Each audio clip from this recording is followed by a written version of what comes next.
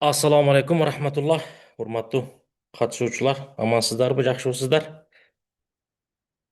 Biroz namoz o'qib kechikib qoldik. Qatnashuvchilar bo'lyotadi, kiryotadi. Bugun nimadan bo'lganiga байланыштуу biroz ozroq qo'yaymi odamlar, a?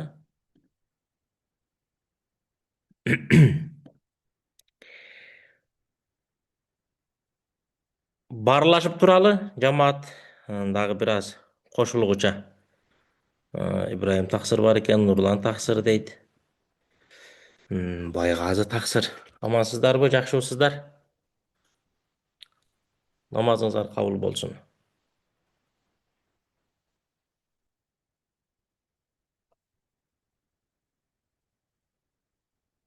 Tak.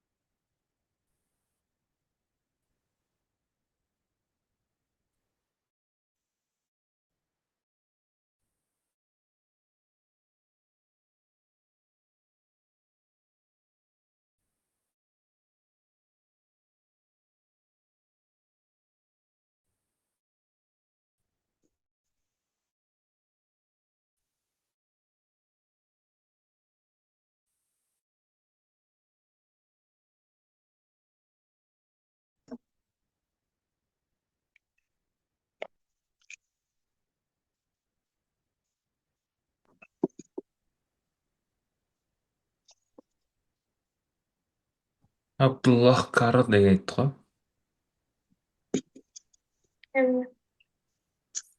Jigitning guli deydi da men bo'lgandan keyin. Fatim Abdulla bo'lgandan keyin.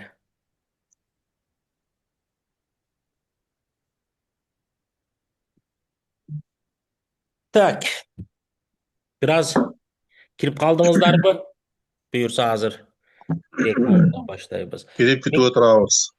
Alloh rozi bo'lsin, meni kutgan bo'lsangizlar. Xudoy taolam savobni esilib yozgan bo'lsin. Mo'l yerda qolgan bir tug'anlarimiz Amin. mikrofonni o'chirib turasizlar, saboq boshlangandan keyin. Paka hozir suylab tursangizlar bo'ladi. Qandaydir bir jeka so'rovlar bo'lmay tursa. Микрофон слышишь, что? Микрофон.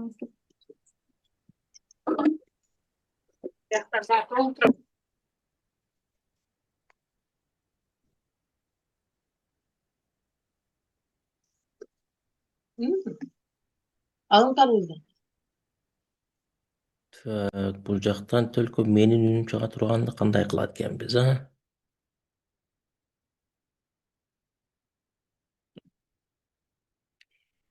Настройка yoqdan.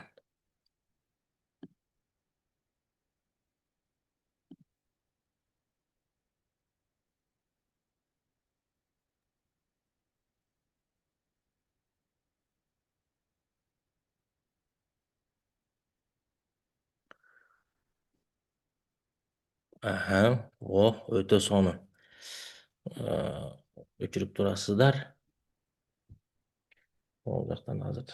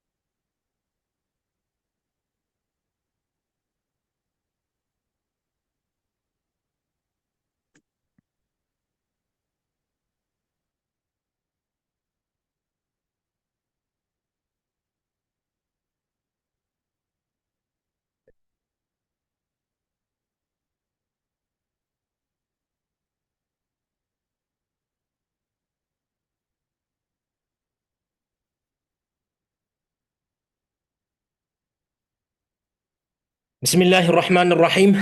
Alhamdulillahi ve salatu ve selamu ala Resulillah. Seyyidina Muhammedin ve ala alihi ve ashabihi ve men velah. Жараткан Кудай Таалама чексиз мактоолор болсун. Сүйүктүү пайгамбарыбыз саллаллаху алейхи ва салламга салават, саламдар болсун. Кудайым буйрса, бүгүнкү сиздер менен баарлаша турган темабыз Куранды тез жаттоонун сыры. Көпчүлүгүбүзгө кызык болот бул ошол Куранды канткенде тез жаттап алсам, канткенде оңой жаттасам, канткенде бат каары болуп калсам деп. Негизинен бул нерсе кыйын эмес. Бир канча себептери бар. Ошого колдон келишинче амал кылып туруп, анан кирише турган болсок, Кудайым буйрса, жыйынтык результат жогорку деңгээлде болот. Куран жаттайын деген ар бир мусулман бир тууган, ар бир эркек аял үчүн, ошондой эле баламды каары кыламын деген апалар, аталар үчүн буйрса сөзсүз түрдө бүгүнкү сабагыбыз толук кандуу түрдө пайдалуу болот деген үмүттөмүн. Албетте, кээ бир адамдар үчүн маалыматтар жанакындай 100% неме болуп калбай калышы мүмкүн. Бирок дегенмен өмүрүбүздөн алган тажрыйбабыз, устаздарыбыздан алган тажрыйбабыз, колубуздан келишинче азбы көппү Куран жаттатып жаткандагы тажрыйбабыз менен сөзсүз түрдө сиздер менен бөлүшүп, жакшы насааттарды, жакшы кеңештерди айтканга аракет кылабыз. Алгачкы сабакка катышып аткан бир туугандарыбыз могул немеден катышып аткандар болсо, мына прямой эфирдеги Инстаграмдан сиздерден суранып кетемин. Могул неме баракчабызга катталсаңыздар, жанакы ссылка болуш керек, сиздерде көрүнүп турат. Zoom дагы. Бул жакта дагы ошол кызыктуураак слайд шоу дагы кошо чыгат дагы. Ушул жака өтүшүңүздөрдү мен суранып кетем. Катышуучулар, сиздерден сураныч, микрофондорду өчүрүп турсаңыздар. Алгач сиздерден кайсыл шаардан, кайсыл областтан, деги эле Кыргызстандын ичиненби, сырттанбы кайрылып атасыздарбы, мага комментарийге жазып кетсеңиздер.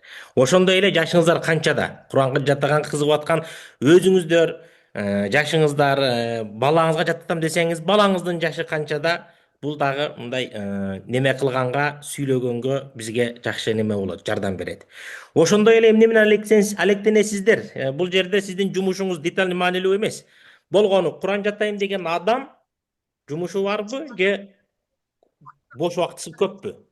Кээ бир туугандарыбыз ойлойт, мен жумуш кылганыма байланыштуу, иштегениме байланыштуу Куран жаттай албаймын деп.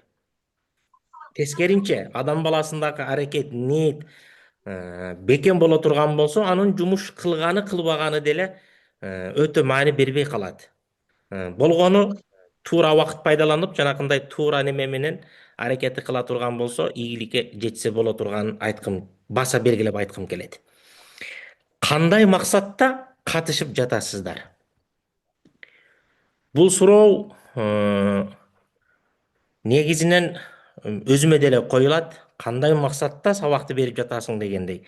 Эң негизгиси колубуздан келишинче, болушунча ниеттерибизди түздөп, Кудай Тааламдын ыраазычылыгына жетүү максат экендигин биринчи орунга коюп, бирок ошондой эле Куранга болгон мухаббатыбыз, жараткандын сөзү болгонуга байланыштуу бул жашоодо кайсы бир деңгээлде ийгиликтерге жетиш үчүн дагы Курандын ордуну түшүнгөнүбүз жөнүндө же болбосом башка вариант боло турган болсо, ошону дагы бөлүшүп кетсеңиздер жакшы болот.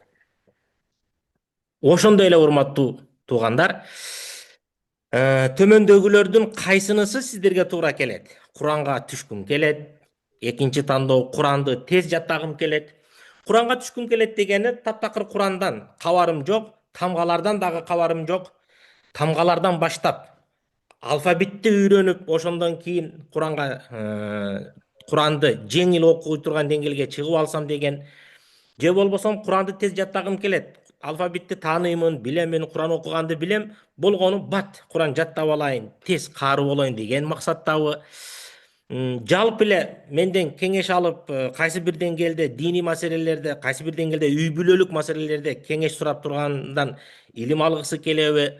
Менин жашым өтүп калды же болбосо жок. Мен дагы бирок көбүрөөк баламды каары кылгым келет деген ата энелер бар барабызда. Жана ошондой эле өзүм каарылыкка аттанып жатамын. Өзүм каарлардын катарын сабын толуктап, толук Куранды жаттагам, толук Куранды жаттагым келет деген бир туугандарыбыз бар албетте.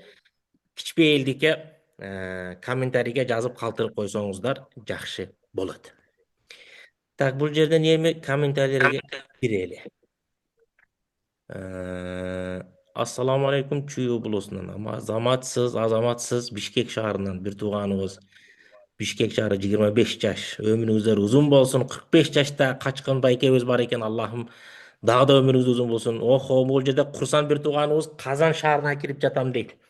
37 жашта. Аллахым дагы да өмүрүңүзгө берекени берген болсун. Ноокаттан 28 жашта эжебиз бар экен. Балдары 2-3-5 жашта экен. Аллахым балдарыңыздарга дагы пайдалуу илимдерди насип кылган болсун. Ырысбай байкебиз бар экен, бул жерде Бишкектен катышып атат. Курс аялдарга болобу? Негизинен азырынча мырзаларга эже. Мырзаларга байланыштуу, мырзаларга гана болот. Курстун өзү. Могул сабакка катышсаңыз боло берет, курс мырзалар үчүн болот. Могул жерде бир тууганыбыз, Анас деген бир тууганыбыз 17 жаштамын дейт. Куранды тез жаттагым келет. Мен быйыл каарылыкка окуйм. Кудайым буйрса, насип болсо жакшы каары болум, Кудай насип кылган болсун. Өзүм Куран жаттагым келет иншаллах. Качкын байке 45 жашта, өмүрүңүз узун болсун. Куда кааласа каары болосуз иншаллах. Куранга түшкүм келет, нөлдөн баштап өтө сонун. Эч нерсенин кечи болбойт. Аракет кылып баштай беребиз.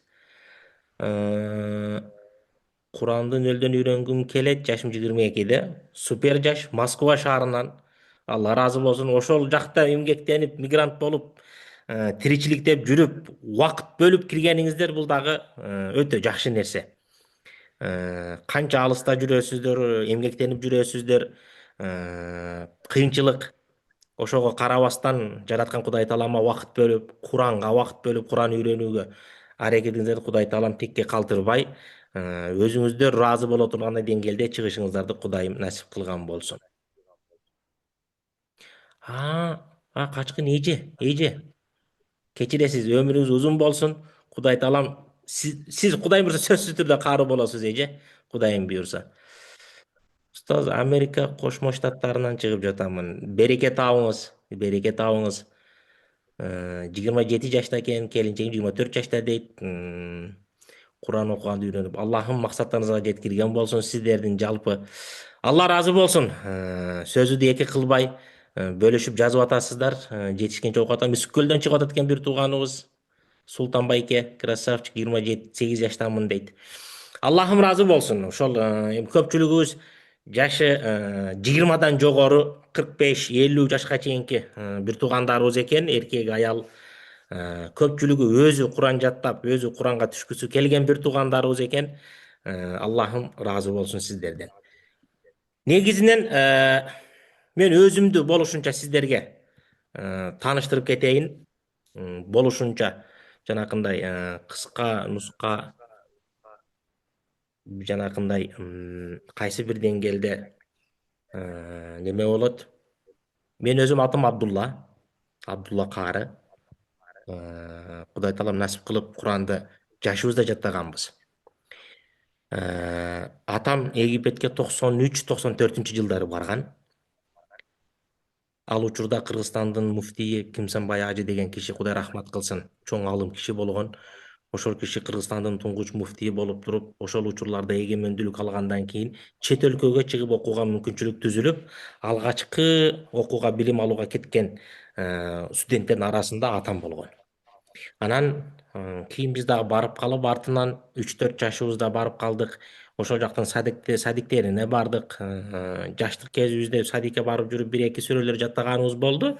Дегенмен Куранга мындай басым жасап жаттоого киришкенибиз мен 1-класста болгонумда башталган. 1-класста 97-жылы октябрь айларында болгон. Мектепке барып келет элем. Мектепте аларда стандарт эртең менен болот Египетте. Жанагы абеттен кийинки окуулар аз болчу. Стандарт түрүндө эртең менен барып окуйсуң. Биринчи класстан 12 класска чейин, ал жакта 12 жыл. Биринчи класста барып баштадым мектепке. Мектептен кийин келемин дагы үйдө кайталай турган жаттап кайталап туруп, асыр намаздан кийин мечитке барамын. Кээ бир учурларда шамдан кийин барамын. Айтор асыр шамдан кийин куптанга чейинки аралыкта мечитте болуп, ошол жерде Куран жаттап баштаганбыз. Аралыктан 3 жыл өтүп, 98-жылы, 99-жылы, анан 2000-жылы болуп, 2000-жылы октябрь айында 4-класста эми баштаган учурда Кудай насип кылып 30 пара Куранды толугу менен жаттап бүткөм. Апаңайтын. Таксырлар микрофонду өчүрүп койсоңуздар, суранчы сиздерден, кедерги болбосун. Ошентип 3 жылда Куранды жаттаганмын. Устаздар менен бир канча устаз болду арасында. Алесхар мектептеринин диний мектептери бар. Ошол жерде 2-класстан баштап окуганмын. Мектеп кадимкидей программасы болот. Анан кошумча жанакы Куран жаттоо дагы болот. Ал жерде Куран жаттай турган программасы менен жаттай турган болсоң, мектепте 12 жыл мектепти бүткүчө Куран жаттап бүтөсүң. Бирок бизге атам ошол жанакы болушунча тез жаттасын, жаштык кезинде Куран пышык болот, эстен чыгып калбайт деп, кошумча устазга алып барып жүрүп, ташып жүрүп, 3 жыл аралыгында Куран жаттоо Кудайым бизге насип кылган.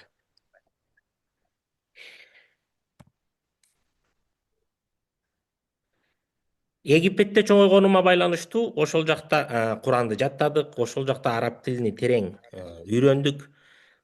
Алесхар мектеби диний дагы мектеп. Ал жактан 12-классын бүткөн адам Кыргызстанда, башка кайсы мамлекетте болбосун, жалпы имамдык кызматка толук кандуу жарай турган деңгээлде билимге ээ болуп чыгат. Тафсир деген илим бар, хадис деген илими бар, усул тафсир, усул хадис, усул фикхтын өзүнөн, ошондой эле Куранга тиешелүү Куран жаттоо маселеси бар. Ошондой эле араб тилин грамматикалары, араб тилге тиешелүү илимдердин бүт баарына базовый түрдө күнүмдүк жашоого имамдык деңгээлге жете тургандай билимге ээ боло турган мектептин өзүндө окудук. Тил билгенибизге байланыштуу кээ бир устаздарга каттап, устаздардан дагы кайсы бир деңгээлде сабак алдык. Андан кийин Алесхар университетинин мектепти бүткөндөн кийин университетке чейинки, бакалаврга чейинки деңгээлде дагы окууларды окуп бүтүп, кийин өзүм саясат илимдерге кызыкканыма байланыштуу, экономика илимдерге кызыкканыма байланыштуу ал жакта дагы окуп, андан кийин Кыргызстанга келип, Кыргызстанда кызмат кылып баштап, бул жакта дагы мамлекеттик мекемелерден, окуу жайлардан дипломдорду алып, бул жактан дагы кайрадан окуп, бул жактан дагы магистратураны окуп, буюрса кызматта болгон учурубуз. Кыскача өзүм жөнүндө ошол Куран жаттаганым жөнүндө ижаза алганбыз. Жанакы ижаза деген түшүнүк акыркы учурларда мода болуп атат. Негизинен ижаза деген бул Куранды пайгамбарыбыз саллаллаху алейхи вассаламдан келе жаткандай санжыра менен окуганды тастыктаган, үйрөндү дегенди тастыктаган кагаз болот.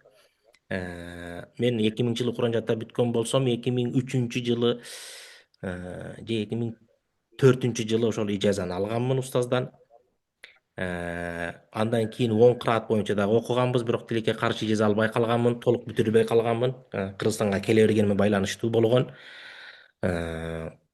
Конкурстарга катышуу, ошол жакта Египетте студент болуп жүргөндөн кийин бир аз неме маселеси, финансоо маселеси кыйын болот. Студент болгондон кийин анан атам өзүнө гана эмес, үй бүлөсүнө, бизге аялы бар, балдары бар, аларга да жооптуу. Ошол маселени дагы мындай кайсы бир деңгээлде жеңилдетиш үчүн конкурстарга катышып, бир канча конкурстарда жеңүүчү болгонбуз. Египет мамлекетинде болсун, дүйнөлүк жарыштарда болсун, Кыргызстанда болсун, Орто Азия деңгээлде болсун, айтор Кудайыма шүгүр, Кудай Тааланын колдоосу менен бир топ ийгиликтерге жетип, ошол эле учурда бир канча шакирттерибиз Куранды толугу менен жаттап, ижаза алып, бир шакиртибиз, эми сиздерге мактана коеюн, бирок ортобузда эле калсын, Дубайда Абу Даби шаарында, Эмиратта, Абу Даби шаарында казак шакиртим Абу Даби шаарында бир чоң мечитте имамдык кызматта. Дагы бир эки шакиртибиз Казакстан мамлекети боюнча жарыштарда орунга ээ болгон шакирттерибиз бүгүнкү күндө Түркияда устаздык кылып кызмат кылып жүрөт. Айтор эми Кудайыма шүгүр кайсы бир деңгээлде колубуздан келген кызматты кылып динге, Куранга кызмат кылып жаткан учурубуз. Бул жерде дагы сиздерге ошол өзүбүздүн колубуздан келген деңгээлде болушунча сиздерге жагат деген үмүттөмүн. Методдорду бөлүшүп, канткенде туура багытта, туура жолдо, туура насааттар менен болобуз и өзүбүз дагы, балдарыбызды дагы ошондой бир ийгиликтерге жеткире алганга аракет кылабыз деген ойдо.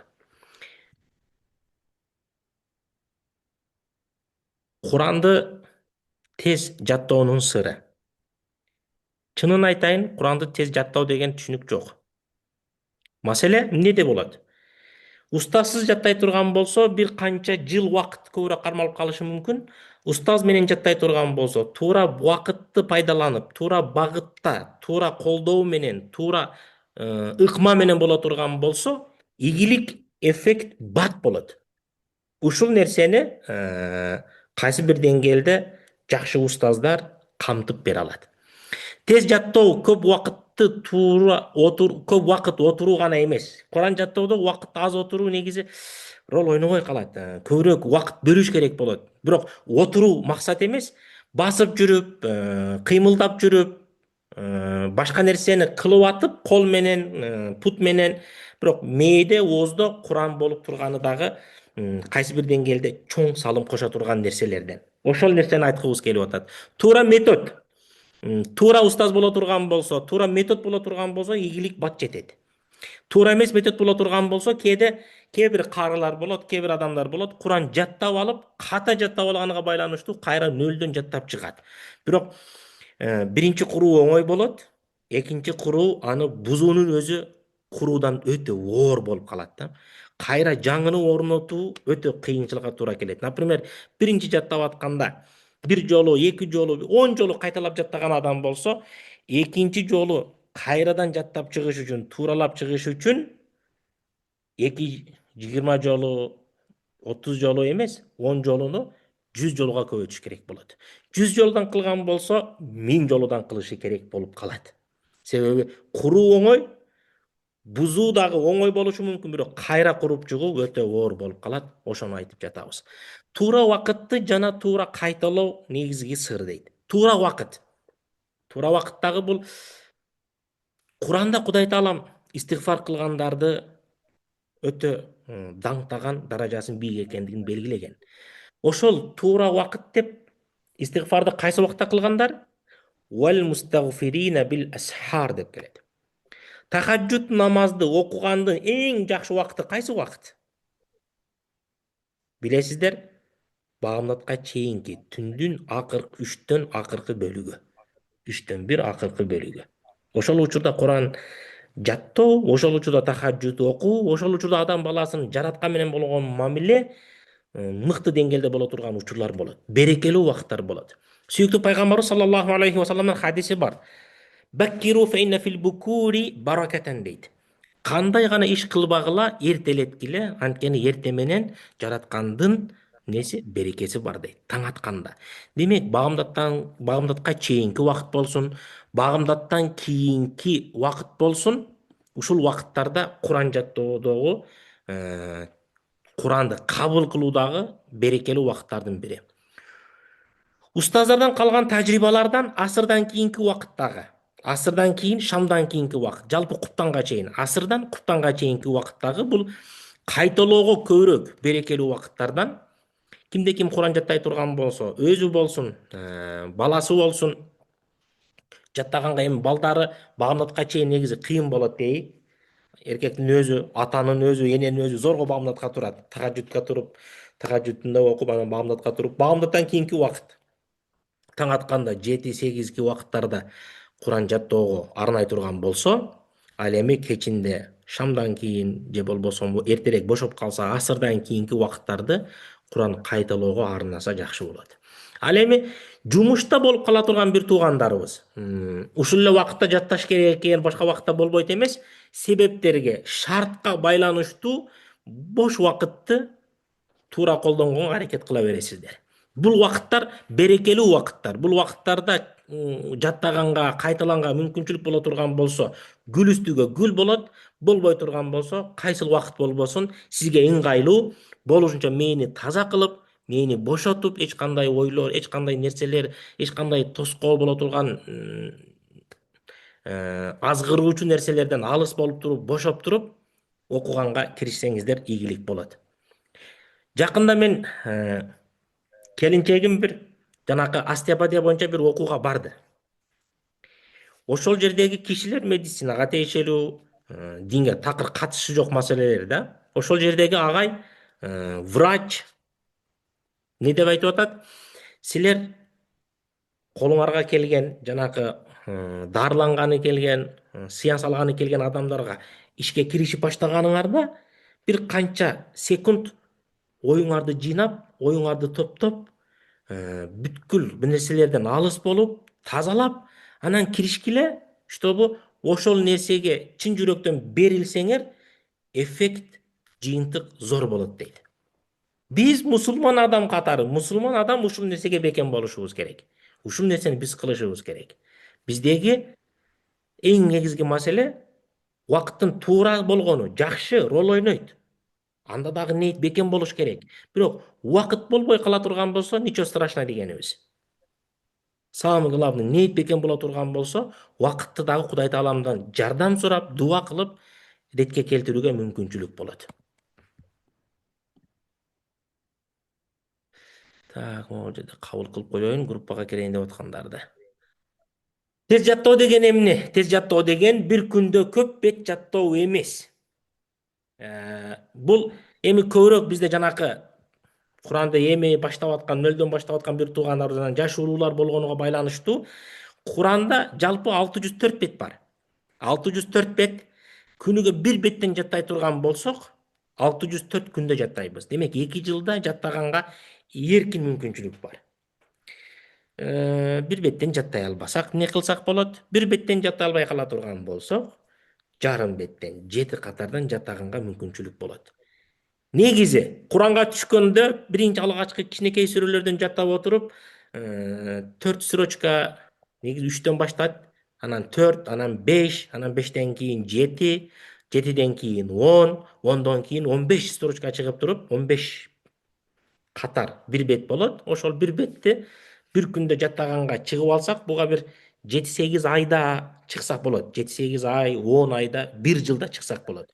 1 жылда ушул деңгээлге чыгып алгандан кийин нарагына Курандан 3төн 2 бөлүгү, 4төн 1 бөлүгүн же болбосо 3төн 1 бөлүгүн жаттаган болобуз дагы, калганын 75% же 66%-ны 1,5 жылда бүтүрүп алсак болот. Демек, стандарт норма көрүнүштө 60 жашка чейинки айырмасы жок. 70-80-ди айта албайм. 60ка чейин Куран окуганды үйрөнүп алгандан кийин жаттаганга түшсө, күнүнө 3, бара-бара 4, 5, бара-бара 7, бара-бара 10, бара-бара 15ке чыгарып жаттай турган болсо, Кудайым буйруса 4 жылга жетпей каары болгонго мүмкүнчүлүк болот.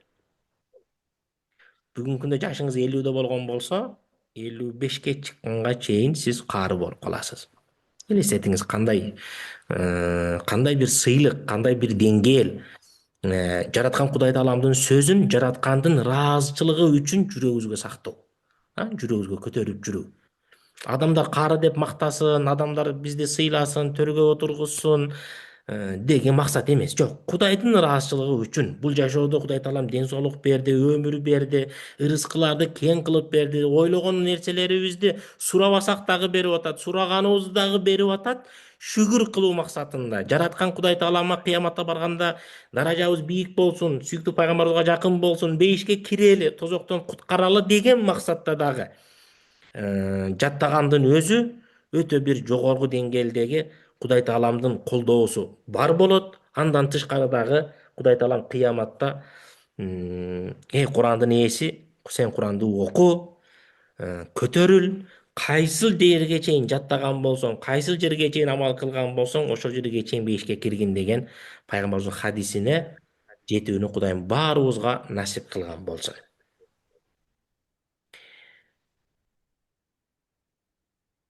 Тез жаттоодо туура метод, устаз менен туура багытта жакшы методду колдонуп, методдордун түрлөрү бар. Көңүлдү топтоо, бул кыргызчасы, жанагы арабча термини бул ихлас деп коебуз. Билсеңиздер керек, ихлас деген термин.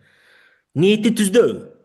Иннамал амалу бинният. Сүйүктүү пайгамбарыбыздын хадиси бар. Амалдардын бардыгы адамдын ниетине байланыштуу. Иннамал амалу бинният. Амалдардын бардыгы адамдардын чын жүрөктөн чыккан ниетине байланыштуу. Кандай амал кылбасын ниетине байланыштуу. Ким кандай ниетте болот, Кудай Таалам ошол ниетине берет. Туура убакыт, жогоруда айтып өттүк, үлгүсүксүз кайталоо. Хадисте келет, пайгамбарыбыз айткан.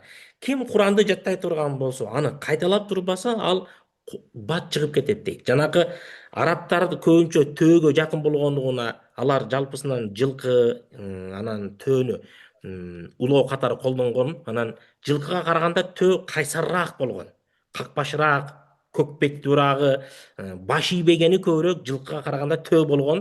Ошол төөнү мисал кылып айтканда, төө силерге канчалык деңгээлде баш ийбей, баш тартып чыгып кетип, качып кеткиси келсе, Куран дагы андан 5 бетер силерден качып чыгуусун жолун издейт деген.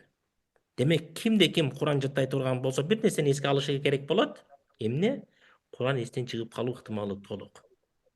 Ошон үчүн Куранды кайталап туруу. Бүгүнкү күндө биздин Кыргызстандагы улуу устаздарыбыз, агаларыбыз, чоң каарыларыбыз стандарт түрүндө адатка айландырып алышкан, нормага айландырып алышкан, күнүнө 3 пара, болбосо 5 пара Куран окуйт. Сиз менен биз мусулман адам катары, жөнөкөй адам катары Куран жаттай элек болсок дагы, 1 пара Куран окуганыбыз өтө сонун болот. 1 пара Куран окубайлы. 1 пара деген 20 бет. 10 бет окуйлу жарымын. 10 бет окуй албайбыз. 5 бет окуйлу. 5 бет окуй албайбыз. 1 бет окуйлу. Жок дегенде 2 жылда толук 30 пара Куранды окуп чыгабыз. Бир тууганым, 2 жылда 30 пара толук Куранды окуп, ал жердеги канча миң сөз, канча миң тамга, ар бирине 10дон кем эмес соопко ээ болуп туруп, ушунун баарыны өзүбүздүн жакындарыбыз, ата энебиз, бир туугандарыбыз, чоң элебизге багыштасак кандай сооп болот. Ошонун урматына Кудай Тааламдан дуа кылып, өзүбүздүн жашообузга берекени, Кудай Тааламдын ырыскысын кең болуусун, Кудай Таалам максаттарыбызга жеткирүүсүн, Кудай Тааламдан ден соолук, эмне муктаждык болсо сурай турган болсок, Кудайдын улуу сөзүнө колдонуп туруп, улуу сөзүнө ортомчу кылып туруп, Кудай Тааламдан сурай турган болсок, Кудай Таалам кантип бербесин? Кантип бербесин,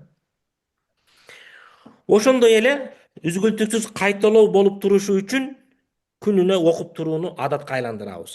Куран жаттап баштагандан кийин калып кеткен сүрөлөрдү сөзсүз түрдө окуп туруу, бир канча убакытта айландырып туруу зарылчылыгы бар. Кайталоо болбосо, эски мынабу Орто Азия ээлериндеги биздеги айрыкча Өзбекстандагы устаздардан калган сөздөрдөн аттикрару ахсан валау кана 180 дейт. Кайталоо өтө жакшы болот, 180ден 180 жолу болсо дейт. Эми цифраларга азыр кийинчерээк бир токтолобуз. Демек, максат тез жаттоо эмес, тез унутуп калбоо болуш керек да. Жаттап алыш оңой, эстен чыгарыш дагы оңой. Биздин максат андай болбосун. Биз Куранды жаттайлы, эстен чыгарбай турган бололу. Жаттайлы, унутуп калбай турган бололу, буга аракет кылалы. Буюрса аракет кылсак боло турган нерселерден. Биринчи сыр туура убакыт. Куран жаттоодо убакыттын мааниси абдан чоң. Буга токтолуп өттүк.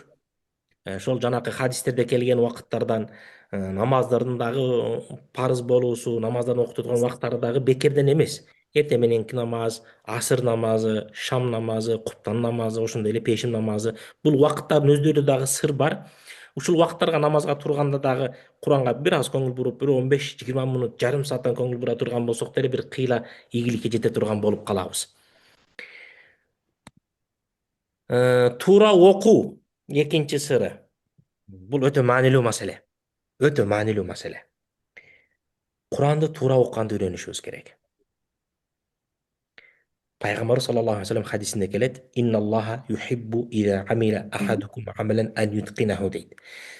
Сүйүктүү пайгамбарыбыз саллаллаху алейхи ва саллям силерге бир нерсени ыраа көрөт, бир нерсени айткысы келет. Кудай Таалам силерден ким кандай амал кыла турган болсо, ошол амалды так даана аткарсын деген. Так даана, четкий аткарышыбыз керек. 5 деңгээлде аткарганга аракет кылышыбыз керек.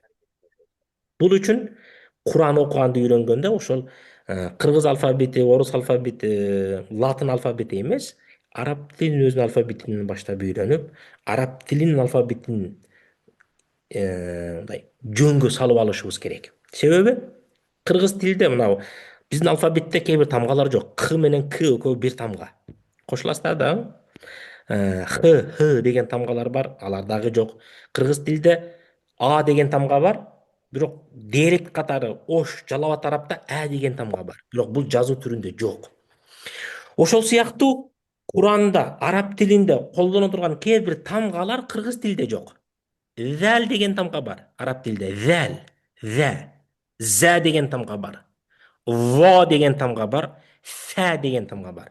Төртөө окшош. Сә, зә, во, зә. Кыргыз тилде жазылганда бир эле жазылат. З менен А жазылат. З, А, зә. Бул кимиси эми төртөөнүн кимиси болот, кыйналып калабыз. Ошон үчүн кайсыл тамга кайсыл жерде келгенин билишибиз дагы биздин милдет.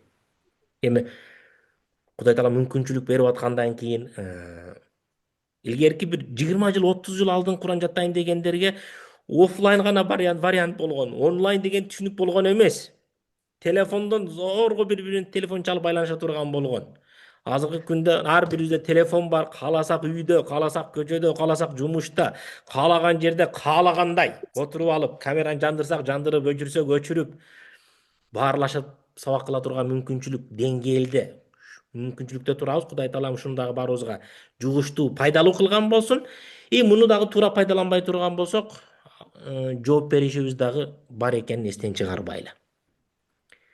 Так, жакшы угулбай атат деп жазыптыр. Бир аз эртерээк жазып калган окшойт. Азыр кандай? Жакшы эле угулуп атабы?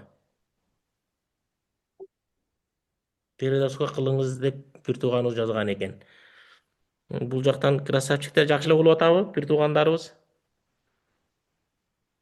жакшы угулуп жатат. Алла ыраазы болсун.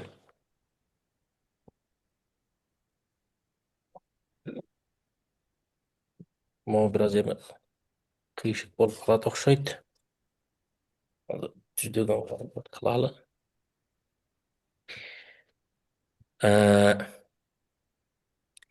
Ошол тамгаларды туура окуш үчүн туура устаз тандашыбыз керек. Кудайыма шүгүр, Кыргызстанда устаздар дагы көп. Түрдүү устаздарыбыз бар. Жаш десең жашы бар, улуусу десең улуусу бар, картаң десең картаңы бар, тажрыйбалуу десең тажрыйбалуу дагы бар, тажрыйбасыз десең тажрыйбасыз деле бар. Кыргыз тилдүү десең кыргыз тилдүү бар, орус тилдүү десең орус тилдүү бар. Жок, араб тилини арабча сүйлөй турган устаз десең дагы Кудайыма шүгүр, Кыргызстанда арабча сүйлөгөн деле устаздарыбыз толо. Айтор, жакшы устаз менен сиз ишеним көрсөткөн, сиз ихлас кылган. Ихлас дегенибиз чын жүрөктөн жакшы көргөн, чын жүрөктөн сыйлаган устаз болсо, сөзүнү эки кылбай турган, бир аз алдына сүрдөй турган, эми коркуу эмес, сүрдөп мындай сый урматын жайга ортого коюп. Parma жіберем деймін. Тоқын турайын ба? Бир тууганыбыз микрофонду өчүрүп алса.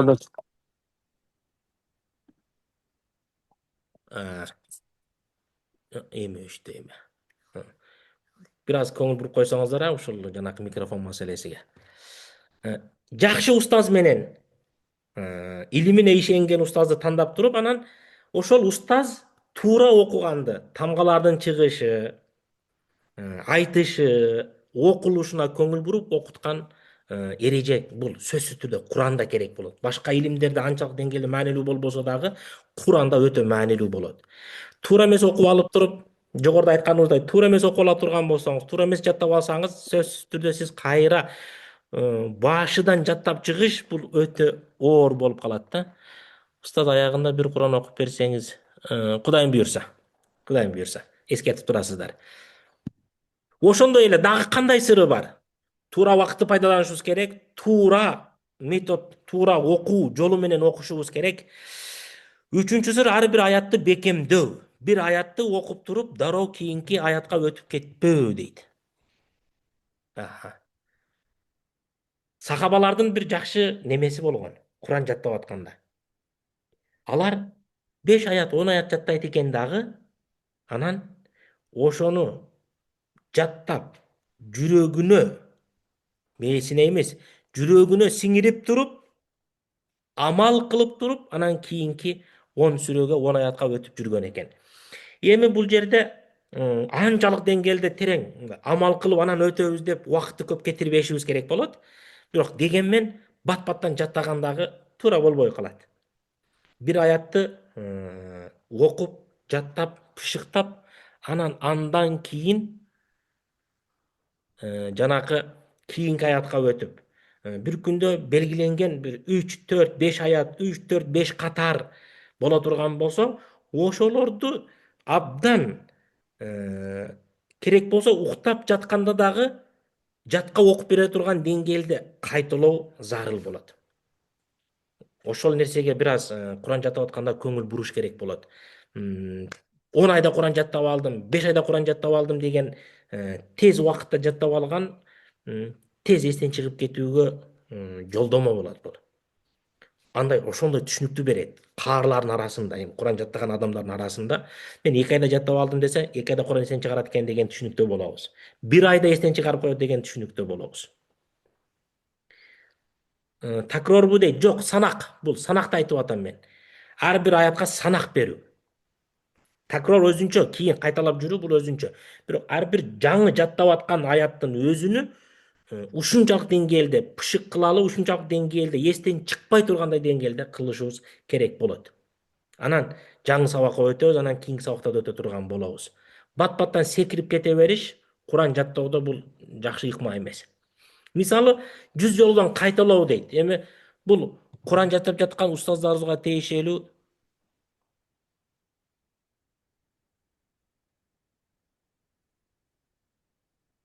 Кечиресиздер. 100 жолдон кайталоо дейт. Мен билген жакшы каарылар, жакшы устаздар Куран жаттап жатканда ар бир аятты, ар бир белгиленген жаттай турган өлчөмдү кеминде 200дөн кем эмес окуган. Менин өзүм жаттап жаткан учурумда, жанакы мектеп учурунда 1-класстан 4-класс аралыгында жаттадым дедим го. Ал учурда биз жаш болгонбуз, ал учурда жаттоо немебиз тез болгон да. Бүгүнкү күндө деле жаш балдар тез жаттайт. Эсимдеги бары 30-40 жолдон ашык окуган эмесмин сабактарды.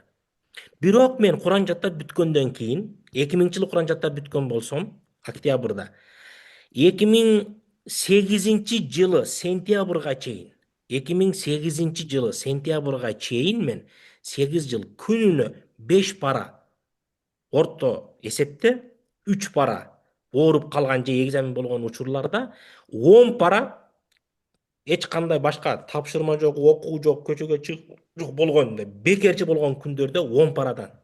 А так стандарт орточо эсепте 5 парадан күнүгө окулуп турган. 8 жыл өмүрүмдү Куранды пышырганга арнаганмын. Куранды бекемдегенге, пышырган деген сөз жанакы биздин диалект тилде колдонулат, бекемдөөгө, пышык кылууга арнаган 8 жыл өмүрүм кеткен. Башында балки мен көбүрөөк кайталап, санак берип, 100 жолу, 200 жолдон окуганымда балки мен андай кылбайт элем. Бир канча жыл алдың Казакстанда мен сабак берип жүргөнмүн, медреседе Курандан.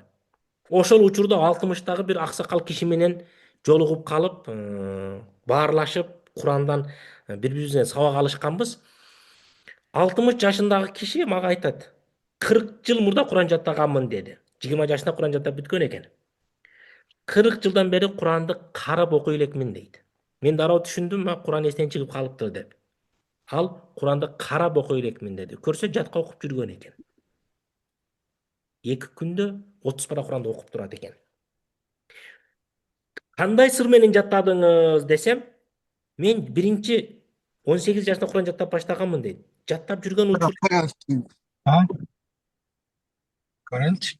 iPhone 14 Pro Max звукту өчүрүп аласызбы? Мен жалгачкы жаттап жаткан учурларымда дейт, эмне кылат элем? Тез жаттап алат элем дагы, калган убактымда оюм менен, көчөдө ойногон менен алек болот элем дейт. Анан бир аксакал киши көрүп калды дагы, балам, сен Куранды мүнтүп жаттасаң, бат эстен чыгарып коесуң. Санак берип жаттагын, 1000 жолудан окугун деген дейт. Итог, натыйжасы, ар бир бетти күнүгө 1000 жолудан окуп, кеминде 16 саатка чейин убакыт бөлүп жүрүп, 2 жылда Куранды жаттаптыр. 2 жылда Куранды жаттаптыр. 40 жыл Куранды карабай, 2 күндө, 3 күндө бир хатым кылып жүрдү. Кандай? Ону мен кыла албайм, мен кыла албадым. Эми 1000 жолу санак кылыш сиздин биздин колубуздан келбейт. 500 жолу дагы колубуздан келбейт. Хотя ошол 1000дин 10дон 1, 100 жолу бир аятты, бир катарды, белгиленген 3 катар же 3 немени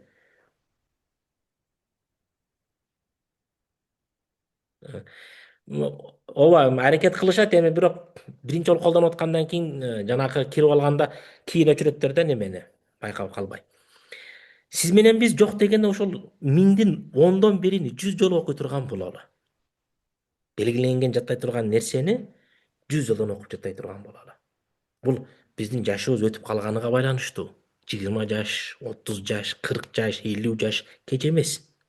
Эч качан кеч эмес. Менин өзүм 60 жашында Куранды жаттап баштаган эжеге күбө болгон. 65 жашында Куран жаттап бүткөн эжеге күбө болгон. Бул Казакстанда, Орто Азия элге тиешелүү эми. Жакын адамдардан уккандарым, көргөндөрүмдү айтып атам мен. Египетте 55 жашында Куранды жаттап баштап, 60 канча жашында бир Куран жарыш болсо, областтык деңгээлде катышып биринчи орунду алган апа болгон. Ал апа Куранды жаттап баштаганда Куранды окуй алчу эмес экен эле. Сабатсыз, бүгүн биздин тил менен айтканда. Окуганды, жазганды үйрөнүп туруп, 55 жаштан өткөндөн кийин анан Куран жаттап баштаганда, балабыз кары эмес, өзүбүз кары болгонго аракет кылалы. Өзүбүз аракет кылсак дагы жетебиз. Себеби балабыз кары болсо бизге тажы кийгизет, биз ата энебизге кийгизебиз. Ата энебизге биз тажы кийгизебиз. Ата энебиздин бейишке киришине биз себепчи болобуз. Менин Алижан кары деген Египетте устазым болгон, өзбек кары. Курандан мага жакшы сабак берген, жакшы таасир берген, жакшы ис калтырган, мен дайыма эстегенде ага дуа кыла турган, төлкө жакшы ойдо боло турган, аны сыйлап урматтай турган, колумдан келген кызматты кыла турган устаздардын бири Алижан кары деген устаз, Кудайым өмүрүн узун кылсын. Ошол атам айткан сөзү бар да, Аскар ака дейт, мен атам аты Аскар, так мен так брали. Аскар ака, мен эркек болуп туруп, жигит болуп туруп, ата энемди бейишке киргизе албасам, киргизүүгө аракет кыла албай турган болсом, колумдан келбей турган болсо, кай жагым эркек деген да, каягым эркек деген. Ал учурда Куран толук жаттап бүтө элек болчу, ал учурда айткан сөздү айткан учурда. Бүгүнкү күндө ал киши миңдеген шакирт чыгарган адам. 30 пара Куранды гана эмес, 30 пара Куранды 10 кыраат илимдери менен алып, миңдеген шакирттерди чыгарып, Куранга кызмат кылып жаткан учурда, деңгээлде. Бул сөздү атама 22, 20 канча жашында айткан. Эч качан кеч эмес. Болгону ошол жаттап атканда жанакы санак маселеси, 50 жолу кайталоо, 100 жолу кайталоо ар кимге ар кандай.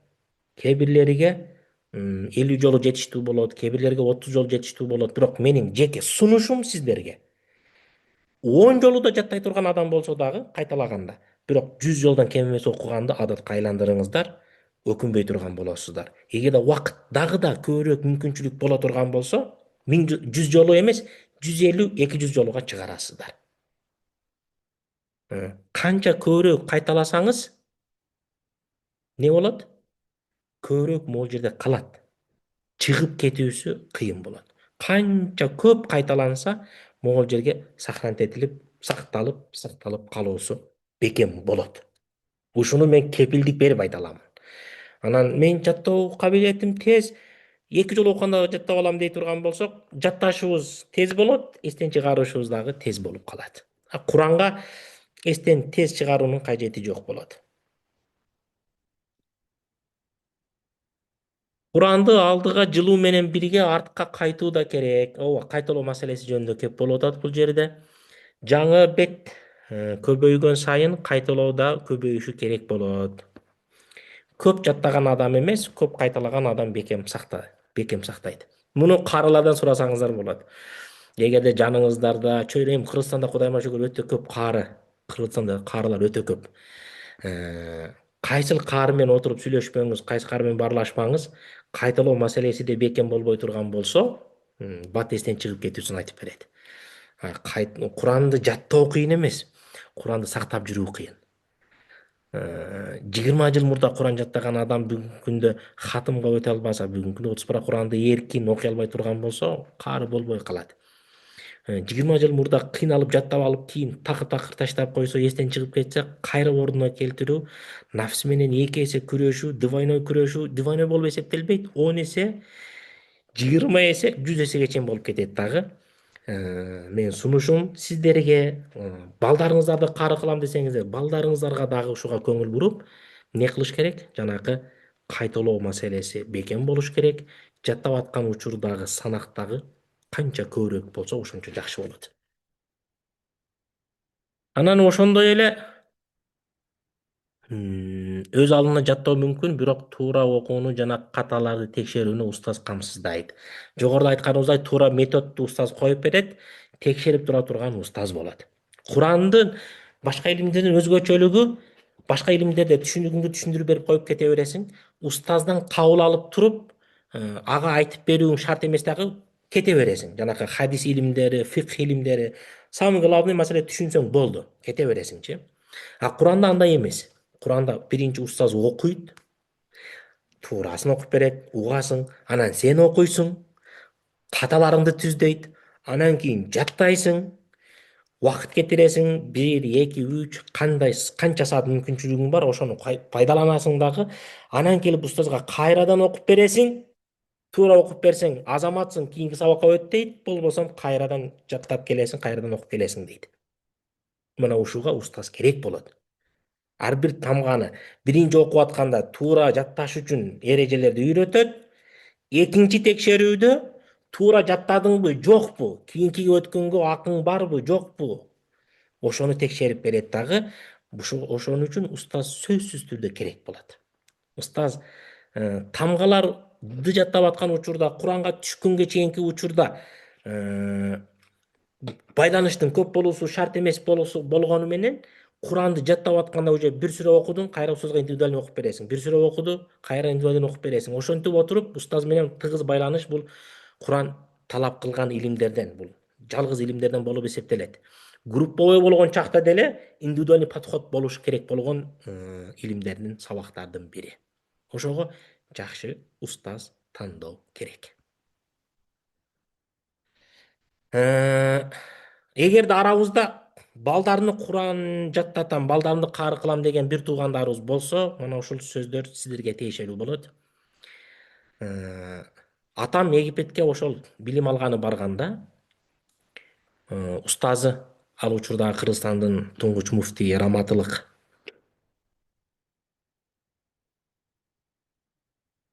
Кимсонбай ажы, сен балаңдын бир ийгилигине жетишини каалай турган болсоң, балдарың ийгиликтүү болуп, же сен ойлогондой Куран жаттап, аалым болуп келишин каалай турган болсоң, сен өзүң өмүрүңдү ошого курбанчылык кылганга даяр болгун деген сөзү бар. Өмүрүңдү курбанчылык кылганга даяр болгун деген. Ийгилик кайсы бир деңгээлде болушу үчүн ошончолук деңгээлде курбанчылык талап кылат. Эгерде сиз балдарыңыздын каары болушуна, өзүңүздүн каары болушуңузду биринчи орунга коюп, ошого бар күчүңүздү жумшай турган болсоңуз, сиз эртерээк жетесиз. Кимге салыштырмалуу? Балдарын каары болушуну эңсеп, бирок аракет кылбаган же аракетти кылса дагы аз кылган ата энеге караганда.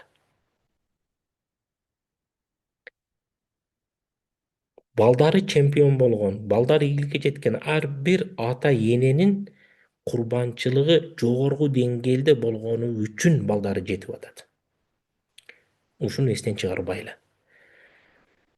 Балдарыбыздын кары болушу биздин кыялыбыз, эңсегенибиз гана жетишсиз, ниетибиз жетишсиз.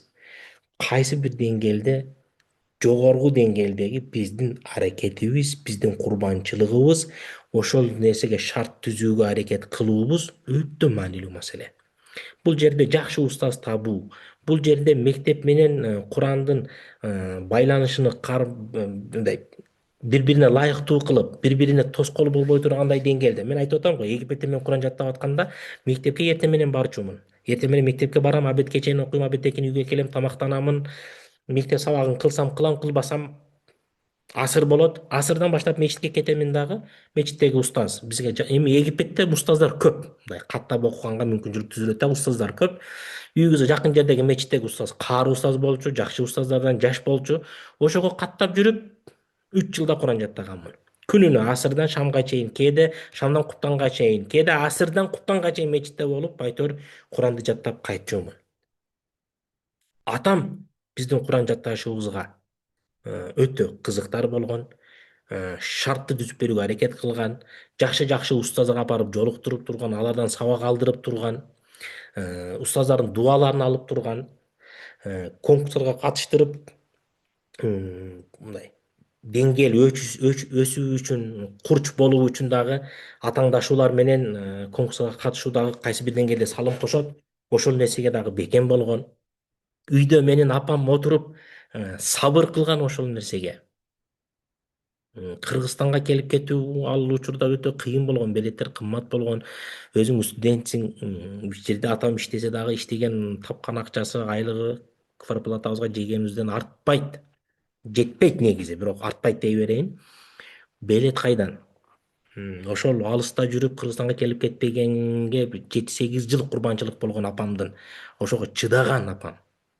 Ата энесин көрбөй, бир туугандарын көрбөй, элинен алыс болуп, бөтөн жерде келбей 8 жылдай жүргөнү апамдын курбанчылыгы болгон.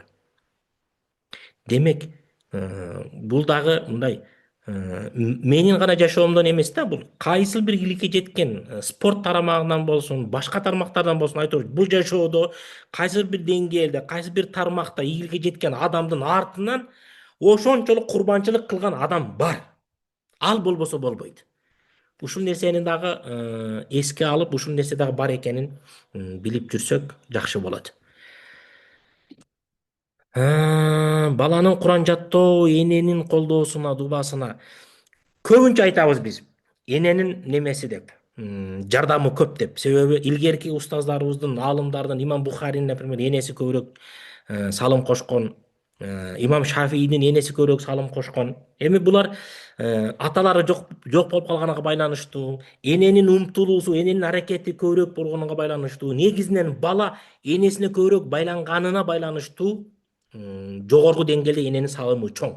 Бирок ошол эле учурда атанын дагы ролу чоң. Имам Абу Ханифанын атасы энесин тандаган. Атасынын мээнети болгон баласына тарбия берүүнө. Себеби риваяттарда келет, ажылыкка 18 жашында алып барган, илим жолуна салган, илим жолуна түшүнө себепчи болгон атасы болгон. Китептерде келет бул дагы. Көпчүлүк учурда жашоодо аракетти көбүрөөк кыла турган эркек болот. Эркек жооптуу дагы болот, эркек ошого шыктуу дагы болот. Баласынын ийгиликке жетишине, баласынын бир нерсе болушуна ата дагы салым кошот. Кошуш керек, милдеттерин дагы бири болуп эсептелет. Ошон үчүн эненин орду, эненин ролу канчалык чоң, атаныкы дагы андан кем эмес. Жоопкерчилик дагы бизде бар. Соопко сөзсүз түрдө ээ болобуз. Соопко жетебиз, бирок милдетибиз дагы бар, кылышыбыз дагы керек, жоопкерчилигибиз бар экенин эстен чыгарбай турган бололу. Кайсы бир деңгээлде балаңызды каары кылам десеңиз, энеси бар го, энеси кылат деген, энеси жетиштүү дегенден алыс бололу. Өзүбүз дагы аракет кыла турган бололу да. Энелер көбүнчө эмоцияга берилип кетет. Устаздар менен сүйлөшүүдө, кыйынчылыктар чыгып калганда ошону жеңүүдө көбүрөөк эркек дагы ыңгайлуу болуп, ошого шыктуу болуп жаралган. Кудай таалам ошентип жараткан.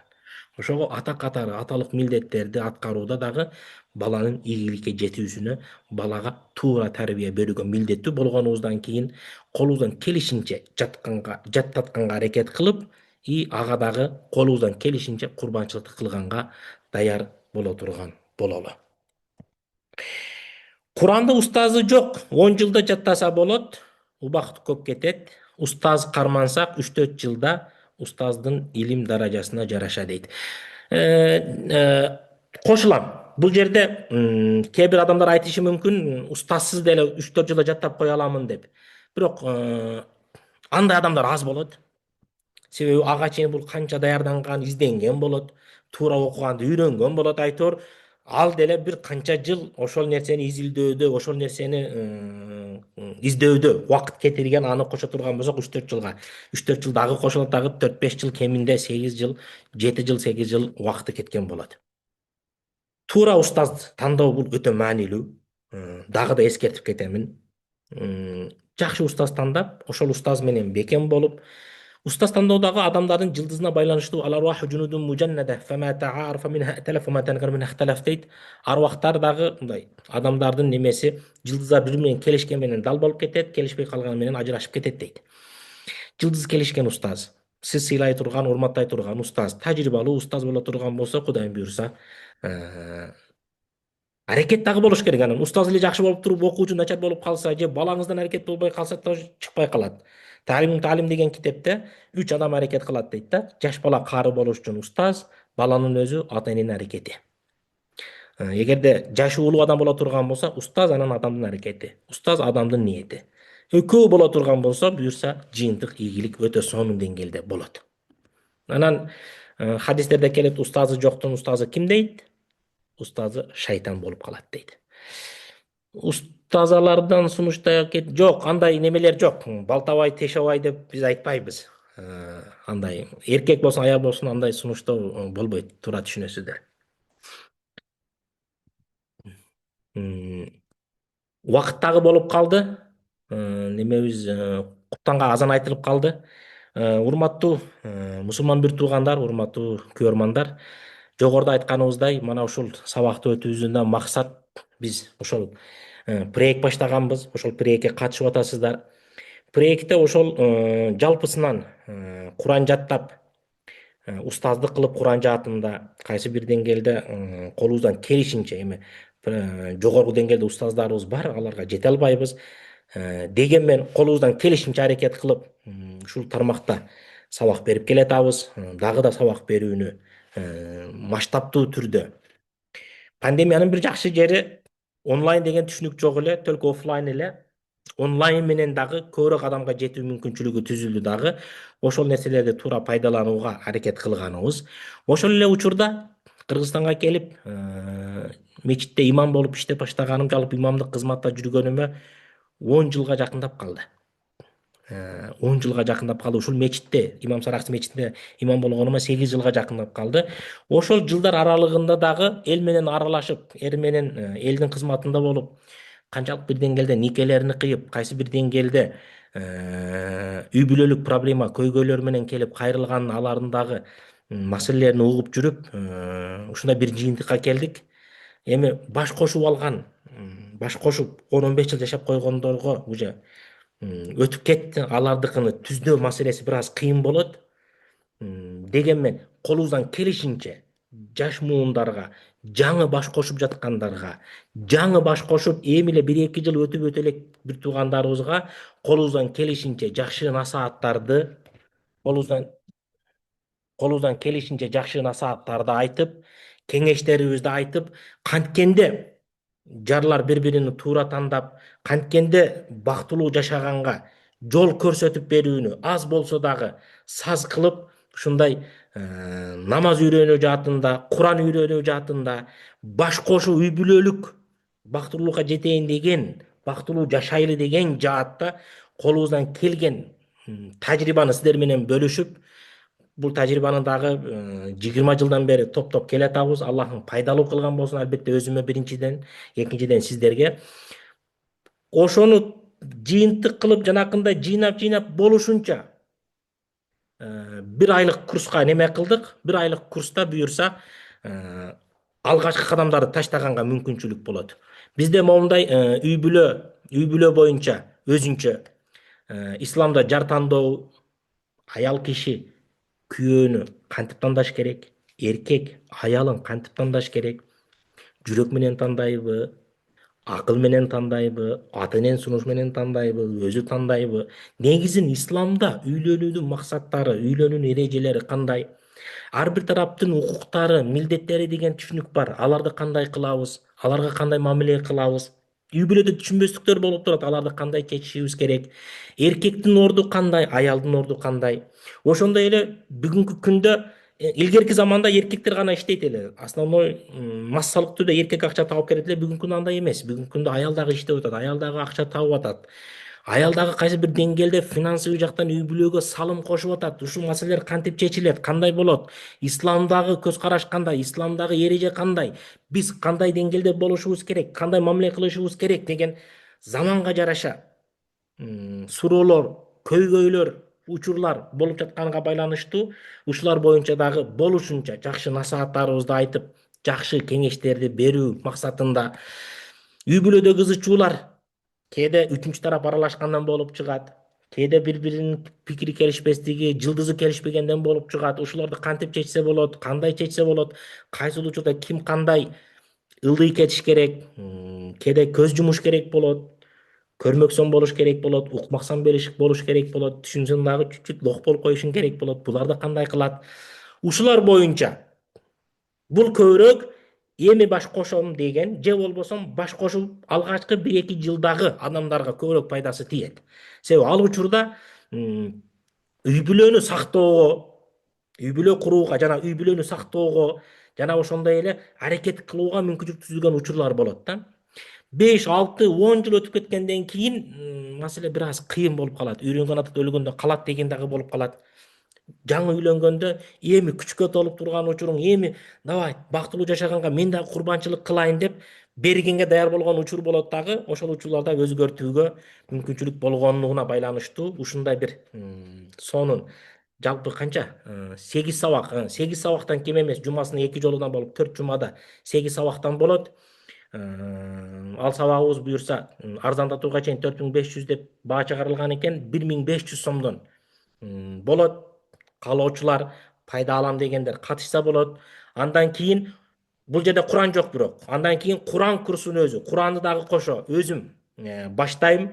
Бирок кошумча жардамчы устаздар дагы болот. Алар дагы жардам бериш керек болот. Алардын жардамына муктаж болобуз. Күнүмдүк сабактарды текшерип турганга айрыкча. Ошол Куран менен биргеликте үй бүлөлүк курс дагы кошо бирге боло турган болсо, аныбыздын баасы арзандатууга чейин 14 000 болгон болсо, арзандатуудан кийин 5600 сом экен. Кызыккандар, каалоочулар боло турган болсо, кенен кайрылып, мережелеме кайрыла бересиздер. Жалпысынан Аллахым барыңыздардан разы болгон болсун, катышып бергениңиздерге. Айтылган сөздөр пайдалуу болгон болсун, кайсы бир деңгээлде 1% болсо дагы пайда алган болсоңуздар, биз өтө ыраазыбыз. Пайдабыз тийгениге ыраазыбыз. Аллахым сиздердин өзүңүздөрдөн бизден күчтүү каары чыгууну, сиздердин урпагыңыздардан дагы бизден күчтүү каары чыгууну Кудай насип кылган болсун. Суроо жооп кылайын дедим эле, урматтуу бир туугандар. Туура түшүнөсүздөр. Бирок намаз болуп калганга байланыштуу, вактыбыз дагы түгөнөйүн деп калганга байланыштуу мен чыгамын. Кудайым буюрса, суроолорду даярдап туруңуздар. Балким кийинки көрүшүүлөрдө суроолор берсеңиздер, ага жооп беребиз Кудайым буюрса. Ассаламу алейкум ва рахматуллахи ва баракатух. Саламатта калыңыздар.